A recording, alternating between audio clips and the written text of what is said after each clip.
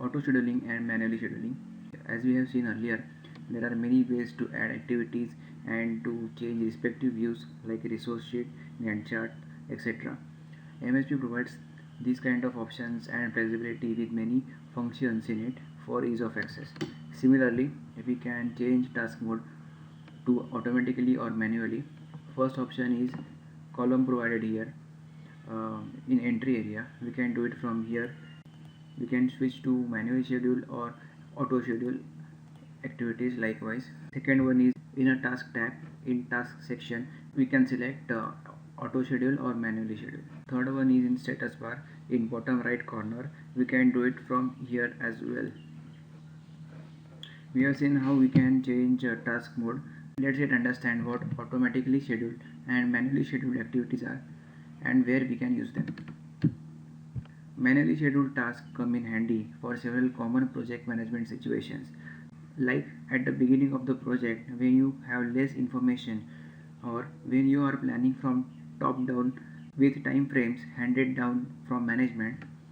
One challenge early in the project planning is trying to define tasks and build a schedule when you don't have all the information you need.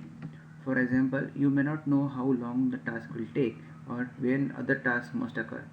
Suppose you have a pile driving activity in your schedule. You don't have the soil investigation report at this moment, but you still have to start pile driving activity anyhow.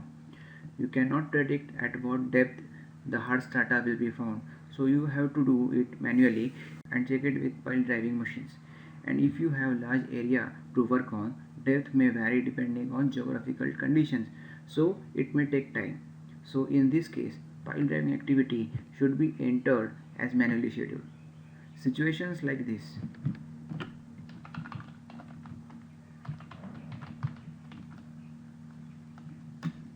Situations like this, when you have start date available but you don't know how long will it take, you can type notes. You can just right click here and go to notes. You can write notes you want.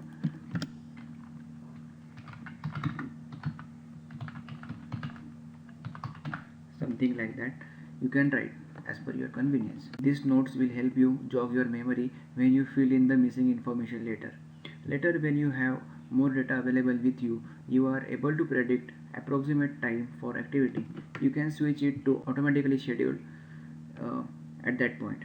On the other hand, you can use automatically scheduled activities when you have data like duration of activity or you know this activity will surely get finished till specific date, that is finish date. Okay, project 16 uses colors. You can easily spot the difference between the two in a Gantt chart.